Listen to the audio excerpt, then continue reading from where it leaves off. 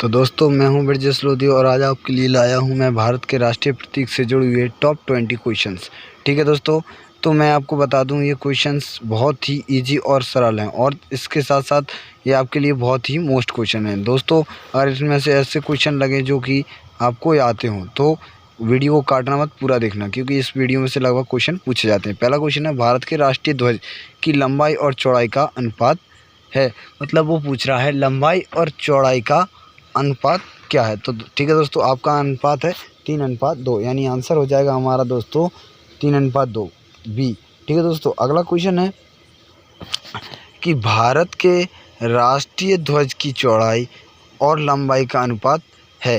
ठीक है दोस्तों, अभी हमने लंबाई और चौड़ाई का और अब चौड़ाई और लंबाई का। ठीक है दोस्तों, क्वेश्चन को उल्टा कर दिया, कंफ्यूज मत होना, यानी 2:3 हो जाएगा, क्योंकि 3:2 हमारा क्या था, लंबाई चौड़ाई, तो चौड़ाई लंबाई क्या हो जाएगा 2:3, यानी हमारा आंसर बी इसका मैच करेगा। ठीक है दोस्तों, चलिए दोस्तों आप समझ गए होंगे। अगर दोस्तों ये वीडियो समझ में आए तो हमारे चैनल को सब्सक्राइब और शेयर ज़रूर कर देना। ठीक है दोस्तों, देखो दोस्तों अगला तीसरा क्वेश्चन है आपके लिए। तीसरा क्वेश्चन है, भारत के राष्ट्रीय ध्वज में के मध्य में बने धर्म चक्र का रंग क्या है। धर्म चक्र आपने देखा होगा, श्वेत पट्टी पर एक चक्र बना होता है दोस्तों, उसकी तीलियां कितनी होती हैं दोस्तों, हमने बिल्कुल नहीं गिनी। तो चलो दोस्तों वो भी करेंगे, लेकिन वह कह रहा है रंग देखा है दोस्तों किस तरह का होता है दोस्तों, गहरा नीले रंग का होता है। ठीक है दोस्तों, यदि दोस्तों आपको आते जाए तो क्वेश्चन का आंसर आप कमेंट में देते जाइए। अगला क्वेश्चन है, भारत के राष्ट्रीय ध्वज के चक्र में कितनी तीलियाँ हैं। दोस्तों अभी मैंने बता दिया कितनी तीलियाँ हैं, ये बौद्ध चक्र है, ध्यान रखना दोस्तों, और इसकी 24 तीलियाँ हैं। और दोस्तों ध्यान रखना, ये 4 बौद्ध धर्म को प्रतीक करती हैं। स्वतंत्र भारत के राष्ट्रीय ध्वज का डिज़ाइन निम्नलिखित में से किसने किया था। स्वतंत्र भारत का जो तिरंगा झंडा है जिसपे नीले रंग का चक्र है, उसे किसने डिज़ाइन किया था। तो दोस्तों इसका सरल सा आंसर है पिंगाली वेंकैया। ठीक है, इसका आंसर क्या हो जाएगा दोस्तों, पिंगाली वेंकैया। ठीक है दोस्तों, मुझे आशा है आपको ये क्वेश्चन समझ में आ रहे होंगे, और कुछ सरल भी हैं, कुछ डिफ़िकल्ट भी। भारत का राष्ट्रीय गान है। ठीक है दोस्तों, आप सबको पता है भारत का राष्ट्रीय गान क्या है, लेकिन फिर भी अगर राष्ट्रीय गान से जुड़ी हुई जानकारी चाहिए तो हमें देनी तो है। राष्ट्रीय वो गीत तो वो भी है। ठीक है, राष्ट्रीय गान जन गण मन। तो राष्ट्रीय गान के रचयिता कौन है। ठीक है दोस्तों, ये कई लोग कन्फ्यूजन में रहते हैं। इसका आंसर होता है रविन्द्रनाथ टैगोर। हमारे जो राष्ट्रीय गान के जो रचयिता हैं उनका नाम है रविन्द्रनाथ टैगोर, और आंसर है हमारा बी। ठीक है दोस्तों, हमारा आंसर क्या है, बी। तो दोस्तों आप हमें कमेंट सेक्शन में जाके बताइए कि आपको ये वीडियो कैसी लगी। ठीक है दोस्तों, अगला क्वेश्चन करते हैं दोस्तों। अगला क्वेश्चन है, राष्ट्रीय गान जन गण मन। राष्ट्रीय गान क्या है, जन गण मन, सर्वप्रथम कब और कहाँ गाया गया था। दोस्तों ये सबसे मोस्ट क्वेश्चन है। पहली बात तो ये कलकत्ता में गाया गया था, और बनाए किसके, बंगाल में कोलकाता में रहने वाले रविन्द्रनाथ टैगोर ने। तो सबसे पहले ये कलकत्ता में गाया गया था, वो भी 1911 में कलकत्ता में गाया गया था। ठीक है, राष्ट्रीय गान को सबसे पहले कलकत्ता में गाया गया था 1911। अगला क्वेश्चन करते हैं दोस्तों, भारत के राष्ट्रीय गान जन गण मन को संपूर्ण रूप से गाने में कितना समय लगता है। ठीक है दोस्तों, तो हमें कुछ नहीं करना है, ये आपको आंसर पता होगा, 52 सेकेंड, यानी 52 सेकेंड। ठीक है दोस्तों, हमारा आंसर क्या है, 52 सेकेंड। अगला क्वेश्चन है दोस्तों, भारत का राष्ट्रीय गीत क्या है। ठीक है दोस्तों, अगला क्वेश्चन क्या है, भारत का राष्ट्रीय गीत क्या है। तो भारत का राष्ट्रीय गीत क्या है, वंदे मातरम। अगला क्वेश्चन है, भारत के राष्ट्रीय गीत की रचयिता कौन है।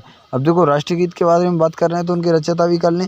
रविन्द्रनाथ टैगोर ने क्या लिखा था, जनगण मन, यानी राष्ट्रीय गान। तो बंकिम चंद्र चटर्जी जो हमारे हैं वो क्या है, हमारे राष्ट्रीय गीत के रचयिता हैं। तो हमारा ऑप्शन क्या हो जाएगा, वी आंसर हो जाएगा। ठीक है दोस्तों, आशा करता हूँ आपको सभी सवाल आराम से समझ में आ रहे होंगे। चलिए दोस्तों अगला क्वेश्चन देते हैं, क्वेश्चन नंबर 12। क्वेश्चन नंबर 12 है दोस्तों, भारत के राष्ट्रीय गीत के गायन की अवधि क्या है। दोस्तों क्या कह रहा है, राष्ट्रीय गीत के गायन, राष्ट्रीय गीत यानी वंदे मातरम के गायन की अवधि क्या है। यानी ठीक है दोस्तों, गायन की अवधि आपको याद होनी चाहिए दोस्तों इसकी अवधि होती है 65 सेकेंड्स, ठीक है, यानी 65 सेकेंड होती है इसकी आंसर, ठीक है। अब आता है क्वेश्चन नंबर 13, भारत का राष्ट्रीय गीत वंदे मातरम सर्वप्रथम कब गाया गया था? भारत का सर्वप्रथम राष्ट्रीय गीत कब गाया गया था और कहाँ गाया गया था, ये नहीं है, लेकिन कब गाया गया था वो 1896 में, ठीक है दोस्तों। अगला क्वेश्चन है, भारत का राष्ट्रीय गीत वंदे मातरम किस ग्रंथ से संकलित है? किस ग्रंथ से संकलित है, यानी हमारा जो राष्ट्रीय गीत है वो किस ग्रंथ से लिया गया है, ठीक है। तो इसका आंसर हो जाएगा हमारा दोस्तों, इसका आंसर हो जाएगा हमारा आनंद मठ, ठीक है। उनकी आनंद मठ बंकिम चंद्र चटर्जी की पुस्तक है, आपको याद होना चाहिए। आकाशवाणी एवं दूरदर्शन के दैनिक कार्यक्रमों की शुरुआत किससे होती है? आकाशवाणी और दूरदर्शन के दैनिक कार्यक्रम की शुरुआत कहाँ से होती है? ठीक है दोस्तों, आपने सुना होगा, तो इसका आंसर है बी, यानी राष्ट्रीय गीत से इसकी स्टार्ट होती है। चलिए दोस्तों, अगला क्वेश्चन करते हैं। सारनाथ स्थित राष्ट्रीय स्तंभ का कौन सा भाग राष्ट्रीय यानी राष्ट्रीय प्रतीक या चिन्ह के रूप में लिया गया है? दोस्तों आपने सिक्का देखा होगा, ठीक है दोस्तों, आपने क्या देखा होगा? सिक्का। सिक्के पे क्या होता है दोस्तों? पिछली साइड आपका राष्ट्रीय चिन्ह पड़ा हो रहता है। वही कह रहा है कि राष्ट्रीय चिन्ह पर जो क्या है प्रतीक है वो काय का है। तो ठीक है दोस्तों, हमें क्या करना है, देखना है। आंसर है शीर्षभाग। एक क्वेश्चन है, क्वेश्चन नंबर 16 का आंसर हो जाएगा ए, यानी उसका शीर्ष भाग स्तंभ में लिया गया है, ठीक है दोस्तों। अगला को शीर्ष भाग लिया गया है, आधार भाग निचला है, मध्य भाग बीच का और पूरा भाग पूरा है, तो पूरा नहीं लिया, शीर्ष भाग लिया गया है। अगला देखो, भारत के राष्ट्रीय प्रतीक में, भारत के कौन से प्रतीक राष्ट्रीय प्रतीक में निम्न में से कौन सा पशु दृष्टिगत नहीं है? ठीक है दोस्तों, टन्नी को देखने पर आपको ठीक से पता चलेगा कि शेर, सांड और घोड़ा दिखाई दे रहा है, बल्कि हमें हिरन नहीं दिखाई दे रहा है। तो हमारा इसका आंसर हो जाएगा ऑप्शन नंबर डी, यानी हिरन उसमें दिखाई नहीं देता है। यहाँ देखो, शेर दिखता है, मुखी है, सांड दिखते हैं यानी बैल दिखते हैं, और घोड़ा भी दिखता है। ठीक है दोस्तों, अगला क्वेश्चन है, भारत के राष्ट्रीय प्रतीक चिन्ह के कितने शेर दिखाई पड़ते हैं? ठीक है दोस्तों, ये कह रहा है शेर दिखाई पड़ते हैं, ना कि ये कह रहा है दोस्तों कि कितने शेर होते हैं। तो दिखाई कितने पड़ते हैं दोस्तों? दिखाई हमें कितने पड़ते हैं? 3 शेर दिखाई पड़ते हैं। अगला क्या है, भारत का राज्य चिन्ह अशोक महान द्वारा सारनाथ में स्थापित सिंह स्तंभ से लिया गया है।